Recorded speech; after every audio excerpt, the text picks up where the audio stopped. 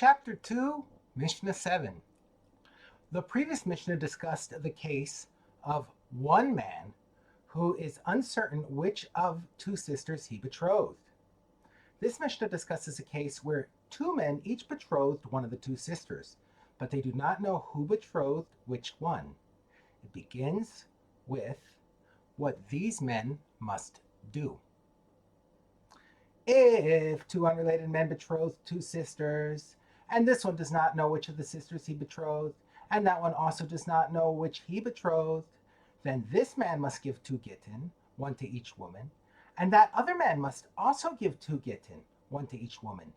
Neither man may marry either woman, since she might actually be his wife's sister. Both men therefore divorce both to free the others. Mishnah addresses the laws of Yibum when both of these men die without children before giving a get. If the men die childless, and this man has only one brother, and that other man also has only one brother, then this man's brother performs chalitza with both sisters, and that man's brother performs chalitza with both sisters. Neither brother may perform Yibum because neither one knows which is the woman bound to him for Yibum, and which is the one bound to the other one, and thus forbidden to him. And even after one man's brother gives chalitza to both widows, the other man's brother may not perform Yibum with either one, since he might be marrying the sister of his zekuka, the woman bound to him for Yibum. The Mishnah discusses a variation of the previous case. If this man has one brother and that man has two brothers, the lone brother performs chalitza with both sisters, since he may not marry either one of them, as explained above.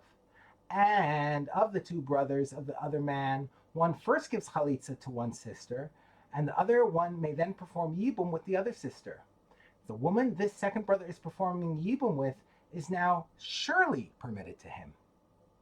She is either his brother's widow, and he is performing yibum with her, or she is the other man's widow, in which case she already received chalitza from his brother and is now permitted to remarry. The next case is a continuation of the previous one. In this case, the two brothers of the second man did not consult the court about what to do, but went ahead and performed yibum with the two widows. If, after the lone brother performed chalitza with both sisters, the two brothers of the other man went ahead and each married one of the sisters without consulting the court, we do not take the sisters away from them. That is, we do not force the brothers to divorce them. Once each one has married a sister, neither man is married to a woman forbidden to him. Continuing with the previous case, the Mishnah discusses yet another variation. If this man has two brothers, and that other man also has two brothers, then one brother of this man performs chalitza with one sister, and one brother of that other man performs chalitza with one, i.e. the other sister.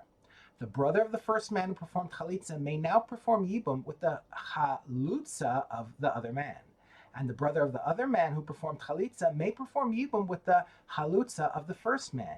Each man performing yibum is either marrying his deceased brother's true widow or the other man's widow, who is already freed by chalitza and is now permitted to remarry. Either way, he is permitted to marry her. The Mishnah now discusses what to do when they did not follow this procedure. If two brothers of the same man went ahead and before consulting the court with both sisters, then the two brothers of the other man may still not perform yibum, since one of them would be marrying the sister of his zekuka, the woman bound to him for yibum. Rather, even in this case, one brother must perform chalitza with one of the sisters, and then one brother may then perform yibum with the other sister. If she is his brother's widow, he is properly performing yibum with her. If she is the other man's widow, then she already received chalitza from his brother, and she is now permitted to marry anyone. Either way, she is permitted to this second brother. The Mishnah discusses what happens if these last two brothers did not consult the court about what to do, but went ahead and performed yibum with the two widows. If, instead of one brother performing chalitza and the other performing yibum, the two brothers went ahead and each married one of the sisters without consulting the court, we do not take the sisters away from them, i.e. we do not force the brothers to divorce them, since they are each now married to a woman permitted to them.